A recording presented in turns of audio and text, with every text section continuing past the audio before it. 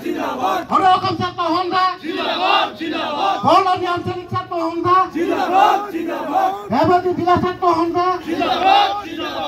জয় আই অসম জয় আই অসম জয় আই অসম। বৰদলনিত স্থানীয় শ্বহীদ দিৱস উদযাপন। ছাত্ৰ সন্থাৰ বৰদলনিস্থিত শ্বহীদ ভৱনত বৰদলনি ছাত্ৰ সন্থাৰ উদ্যোগত স্থানীয় শ্বহীদ দিৱস উদযাপন কৰা হয়। ঐতিহাসিক অসম আন্দোলনত বৃহত্তৰ বৰদলনি অঞ্চলৰ পৰা মাতৃভূমিৰ বাবে নিজৰ প্ৰাণ আহুতি দিয়া ৮ গৰাকী মহান বীৰ শ্বহীদ ফুধৰ হাজৰিকা, শ্বহীদ ত্ৰৈলোক্য গগৈ, শ্বহীদ লোহিত গোহাঁই, শ্বহীদ ফণীধৰ গোহাঁই, শ্বহীদ অকণ গগৈ, শ্বহীদ দেৱেন গগৈ, শ্বহীদ ভদ্ৰেশ্বৰ গগৈ, শ্বহীদ দেৱদত্তক স্মৰণ কৰা হয়। চাকি জ্বলাই মাল্যৰ্পণ, হৰিনাম ইত্যাদি বিভিন্ন কাৰ্যসূচীৰে স্থানীয় শ্বহীদ দিৱস উদযাপন কৰা হয়। 40 বছৰ গৰকা অসম চুক্তি ৰূপায়ণ কৰিবলৈ দাবী আছুৰ। আজি উক্ত অঞ্চলত শ্বহীদসকলৰ পৰিয়ালৰ বৰ্গ, সদৌ অসম শ্বহীদ সমন্বয় সমিতিৰ উপ-সভাপতি খগেন হাজৰিকা, জিলা ছাত্ৰ সন্থাৰ সাধাৰণ সম্পাদক জয়ন্ত বৰগোহাঁই, জিলা ছাত্ৰ সন্থাৰ উপদেষ্টা ৰবি কছাৰী, জিলা সমিতিৰ যুগল বৰুৱা, আঞ্চলিক ছাত্ৰ সন্থাৰ সভাপতি সম্পাদকৰ লগতে জিলা আৰু আঞ্চলিক সমিতিৰ বিষয়ববীয়াসকল উপস্থিত থাকে। যেতিয়া অসম আন্দোলন হৈছিল, অসম আন্দোলনৰ সময়ত ধেমাজি জিলাৰ বৰদলনি অঞ্চলৰ পৰা প্ৰায় 8জনকৈ শ্বহীদ বৰণ কৰিব লগা হৈছে। আৰু বৰদলনি আঞ্চলিক ছাত্ৰ সন্থাই প্ৰতি বছৰে আচলতে আজি এই দিনটোতে শ্বহীদ দিৱস পালন কৰি আহিছে। আৰু আমি ধেমাজি জিলা ছাত্ৰ সন্থায়ো শ্বহীদ দিৱস আমি পালন কৰোঁ, কিন্তু বৰদলনি আঞ্চলিক ছাত্ৰ সন্থাই প্ৰতি বছৰে আচলতে এই শ্বহীদ দিৱস পালন কৰি আহিছে। আমি স্পষ্টভাৱে আমি আজি শ্বহীদ দিৱসৰ পৰা আমি চৰকাৰলৈ এটা অনুৰোধ জনাইছোঁ। আচলতে শ্বহীদ বৰণ কৰা যি সময়ত অসম আন্দোলন হৈছিল, অসম আন্দোলনৰ সময়ত যিমান সংখ্যক মানুহে শ্বহীদ বৰণ কৰিলে অসমৰ জাতীয় অস্তিত্ব ৰক্ষাৰ কাৰণে, এই শ্বহীদসকলৰ পৰিয়ালসকলক মৰ্যাদাপূৰ্ণভাৱে তেওঁলোকক সংস্থাপন দিবৰ বাবে আমি চৰকাৰক আজি এই পবিত্ৰ স্থানৰ পৰা আমি দাবী জনাইছোঁ। তাৰ লগে লগে এটা স্পষ্ট কথা আমি ক'ব বিচাৰিছোঁ, অসম চুক্তি হ'ল, অসম চুক্তিখন কিন্তু আজিলৈকে কোনো এখন চৰকাৰে কাৰ্যকৰী কৰিবলৈ সক্ষম নহ'ল। আৰু এতিয়া শেহতীয়াভাৱে অসম চুক্তিৰ ওপৰত যিহেতু অসম চৰকাৰে সদৌ অসম ছাত্ৰ সন্থাক আলোচনালৈ নিমন্ত্ৰণ জনাইছে। ইতিমধ্যে সদৌ অসম ছাত্ৰ সন্থাৰ সভাপতি সম্পাদক মুখ্য উপদেষ্টা ডাঙৰীয়া ইতিমধ্যে আপোনালোকৰ আগত স্পষ্টীকৰণ দিছে, তেওঁলোকে আলোচনাৰ বিষয়ে কৈছে। আৰু অসম চুক্তিৰ যিসমূহ দফা আছিলে, দফাসমূহ কাৰ্যকৰী কৰিব লাগিছিল। আজিলৈকে এখন চৰকাৰক কিন্তু অসম চুক্তিখনক তেওঁলোকে কেনেকৈ কাৰ্যকৰী কৰিব লাগে এই কথা বতৰাবিলাক তেওঁলোকে কিন্তু চিন্তা চৰ্চা নকৰে। কেৱল তেওঁলোকে ৰাজনৈতিক মুনাফাৰ কাৰণে অসম চুক্তিখনক বাৰে বাৰে চৰকাৰ যেতিয়া আহিবলৈ হয় তেতিয়া কিন্তু অসম চুক্তিখনৰ কথা কৈ তেওঁলোকে চৰকাৰ গঠন কৰে, কিন্তু অসম চুক্তিখন আখৰে আখৰে কিন্তু পালন নকৰে। কিন্তু আমি স্পষ্টভাৱে এটা কথা ক'ব বিচাৰিছোঁ, অসম চুক্তি প্ৰতিটো দফা কাৰ্যকৰী হ'ব লাগিব। আৰু যেতিয়ালৈকে কাৰ্যকৰী নহ'ব তেতিয়ালৈকে সদৌ অসম ছাত্ৰ সন্থাই আন্দোলন, গণতান্ত্ৰিক আন্দোলন আমি কৰি থাকিম। কিন্তু এটা কথা আমি ক'ব বিচাৰিছোঁ যে অসম চৰকাৰে এতিয়া সদৌ অসম ছাত্ৰ সন্থাক আলোচনালৈ আমাক নিমন্ত্ৰণ জনাইছে আৰু আমি ইতিবাচক হিচাপে আমি গ্ৰহণ কৰিছোঁ।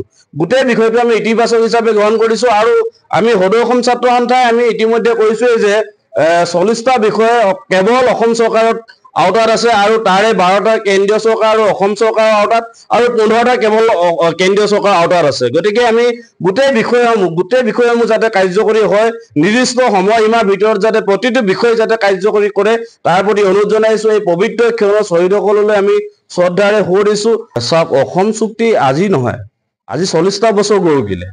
40টা বছৰ গৰকাৰ পিছতো সদৌ অসম ছাত্ৰ সন্থা মজিয়াৰ পৰা গৈ কেইবাজনো মন্ত্ৰী, MLA, বিধায়ক বহুত হ'ল, কিন্তু আজিলৈকে তেওঁলোকে যি অসম চুক্তিখন তেওঁলোকে আখৰে আখৰে পালন কৰিম বুলি কৈ তেওঁলোকে কিন্তু মন্ত্ৰী MLA হ'ল। আজিলৈকে কিন্তু অসম চুক্তি কোনো এটা দফাই কিন্তু তেওঁলোকে কাৰ্যকৰী কৰিবৰ কাৰণে সক্ষম নহ'ল। আমি স্পষ্টভাৱে কৈছোঁ, সেইকাৰণে আমি কৈছোঁ যে অসম চৰকাৰে আজি পৰ্যায়লৈকে কোনো এখন চৰকাৰে কিন্তু অসম চুক্তিখনক তেওঁলোকে কাৰ্যকৰী কৰিবলৈ সক্ষম হোৱা নাই। আজি 40টা বছৰ গৰকি গ'ল। 40টা বছৰে যদি চৰকাৰখনে যদি সেই সময়তে যদি অসম চুক্তিখন যদি কাৰ্যকৰী কৰিলে হয়, অসমীয়া জাতিটোৱে আচলতে এনেধৰণে জীয়াটো ভুগিবলগীয়া নহয়। গতিকে এতিয়া সময় আহি পৰিছে, এই সময়ত আমাক চৰকাৰে আলোচনালৈ মাতিছে। আমি স্পষ্টভাৱে ক'ব বিচাৰিছোঁ যে অসম চৰকাৰে আলোচনালৈ মাতি আমাক আলোচনালৈ মাতিলে নহ'ব। আলোচনাত যিসমূহ বিষয় তেওঁলোকে মানে 6 নং দফাৰ ওপৰত যি তেওঁলোকে আলোচনা কৰিছে, এই আলোচনাবিলাক আমি কৈছোঁ ইতিবাচক হিচাপে লৈছোঁ। গতিকে আমি খুব আশাবাদী যে অসম চৰকাৰে গোটেই বিষয়টো যিসমূহ বিষয় আছে এই বিষয়সমূহ প্ৰতিটো বিষয়ে তেওঁলোকে নিৰ্দিষ্ট সময়সীমাৰ ভিতৰত যাতে তেওঁলোকে কাৰ্যকৰী কৰে। আজিৰ দিনটো আমাৰ কাৰণে পবিত্ৰ দিন, কিন্তু বৰলনি আঞ্চলিক ছাত্ৰ সন্থাই আজি এই স্থানীয় শ্বহীদ দিৱসটো অনুষ্ঠপ্ৰিয়কৈ হ'লেও ৰখাৰ কাৰণে তেখেতলোকক জয় জয়তে আমি ধন্যবাদ দিছোঁ আৰু আদৰণি জনাইছোঁ। অকল শ্বহীদ দিৱস পাতি পেলানি এইভাগে থাকিলেইতো আমাৰ কামত নাহে। শ্বহীদ দিৱসটো এতিয়া শ্বহীদসকলক আলম লৈ এচাম লোকে ৰাজনীতি কৰিবলৈ বিচৰাটো আমি সহ্য কৰিব নোৱাৰোঁ। এখন ছাত্ৰ সন্থাৰ পৰা যোৱা নেতা মন্ত্ৰী বিধায়ক ইত্যাদি হৈ আছে। তেওঁলোকে কিন্তু যেতিয়া ইয়াত থাকে, ছাত্ৰ সন্থাত থাকে, তেতিয়া সকলোৱে জাতীয়তা ভাৱ জগাই পেলাই সকলোকে জাগৰণ কৰে, অসম চুক্তিৰ বিষয়ে কয়। কিন্তু যেতিয়াই ৰাজনৈতিক মঞ্চৰ পৰা গৈ পেলাই বিধানসভা মজিয়াত বা সাংসদৰ মজিয়াত থিয় হয়, তাত কিন্তু আমি এষাৰো কথা আজিলৈকে কি তপন গগৈ হওক, কি সৰ্বানন্দ সোণোৱালে হওক, কি হেৰিয়ে হওক, হিমন্ত বিশ্ব শৰ্মাওতো এটা সময়ত ছাত্ৰ সন্থাৰ নেতৃত্ব দিছিল, জিলা ছাত্ৰ সন্থা। গতিকে তেখেতলোকক কিন্তু আমি আজিলৈকে এষাৰো কথা এই সংসদত কোৱা আমি শুনিবলৈ পোৱা নাই।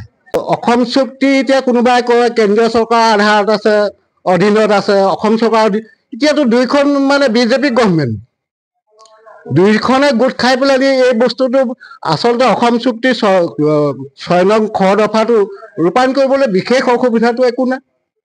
তেওঁলোকে কাৰোবালৈ ঠেলিব, কেন্দ্ৰীয় চৰকাৰ আছে, অসম চৰকাৰ আছে। আমি কিন্তু সেই কথাটো আমি সদৌ অসম ছাত্ৰ সন্থাক অনুৰোধ জনাম যে আমাৰ চুক্তি মুঠতে কাৰ্যকৰী হ'ব লাগে। এই কথাটোৱে আমাৰ আজি শ্বহীদ দিৱসৰ দিনটোত আমি বিশেষ উদ্বেগেৰে এই কথাখিনি আৱেগেৰে ক'ব লগা হৈছে। সেইটো কাৰণে আমি দুখিত যদিও আমি কিন্তু জীয়াই থকালৈকে আমি কিন্তু এই কথাখিনি কৈয়ে যাম। আৰু সদৌ অসম ছাত্ৰ সন্থাৰ নেতৃত্বত যি 6 বছৰীয়া ঐতিহাসিক অসম আন্দোলন, সেই অসম আন্দোলনৰ সময়ত আমাৰ বৰলনি আঞ্চলিক ছাত্ৰ সন্থাৰ যি আন্দোলন আমাৰ কাৰ্যসূচী ৰূপায়ণ কৰিবলৈ গৈছিল, এই সময়ত আজিৰ এই দিনটোত আমাৰ অঞ্চলৰ বৰলনি আঞ্চলিক ছাত্ৰ সন্থাৰ অন্তৰ্গত 8 গৰাকীকৈ বীৰ শ্বহীদে আত্মবলিদান দিছিল। আৰু তেতিয়াৰ পৰাই আমি বৰলনি আঞ্চলিক ছাত্ৰ সন্থাই আজি এই দিনটো আমি স্থানীয় শ্বহীদ দিৱস হিচাপে পালন কৰি আহিছোঁ। আজি আমি বিভিন্ন কাৰ্যসূচী লৈ আমি আজি শ্বহীদ দিৱসটি পালন কৰিছোঁ। আমাৰ বন্তি প্ৰজ্বলন ইতিমধ্যে হৈ গৈছে। আমি তাৰ লগে লগে আমাৰ শ্বহীদ বেদীত আমি বন্তি প্ৰজ্বলন কৰিছোঁ। তাৰ লগে লগে মাল্যাৰ্পণ কাৰ্যসূচী আমাৰ ইতিমধ্যে সমাপন হৈছে। আমাৰ সেই কাৰ্যসূচীত আমাৰ আমন্ত্ৰণ ৰক্ষা কৰি সদৌ ধেমাজি জিলা ছাত্ৰ সন্থাৰ সন্মানীয় সাধাৰণ সম্পাদক ডাঙৰীয়া আমাৰ মাজত আহি উপস্থিত হৈছেহি। শ্বহীদ সমন্বয় সমিতিৰ সন্মানীয় কেন্দ্ৰীয় সমিতিৰ সন্মানীয় উপ সভাপতি খগেন হাজৰিকা ডাঙৰীয়া আমাৰ মাজত আহি উপস্থিত হৈছেহি। আৰু আমি আমাৰ মাজত শ্বহীদ পৰিয়ালৰ সকলো ব্যক্তি আহি আমাৰ মাজত উপস্থিত হৈছেহি।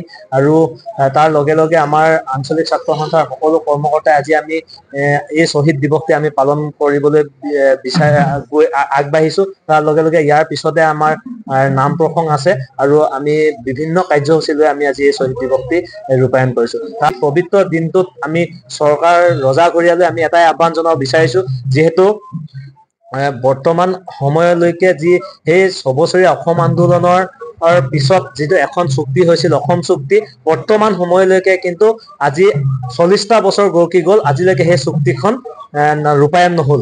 আমি আজি শ্বহীদ দিৱসৰ এই পবিত্ৰ দিনটোত আমি এই স্থানৰ পৰা আমি চৰকাৰলৈ আমি আহ্বান জনাব বিচাৰিছোঁ, যাতে তেখেতলোকে সেই চুক্তিখন, অসম চুক্তিখন যাতে ৰূপায়ণ কৰে আৰু তাৰ প্ৰতিটো দফা যাতে তেখেতলোকে ৰূপায়ণ কৰি সেই শ্বহীদসকলৰ যাতে আত্মাক তেখেতলোকে চিৰশান্তি লাভ কৰাত চৰকাৰ ৰজাঘৰীয়াই যাতে আগবাঢ়িব বুলি আমি আশা ৰাখিছোঁ। তাৰ লগে লগে আমি স্থানীয় বীৰ শ্বহীদে তেখেতলোকৰ প্ৰাণ আহুতি দিছিল, তেখেতলোকৰ আত্মাৰ চিৰশান্তি কামনা কৰিছোঁ আৰু আমি তেখেতলোকক আজি শ্ৰদ্ধাৰে সোঁৱৰিছোঁ।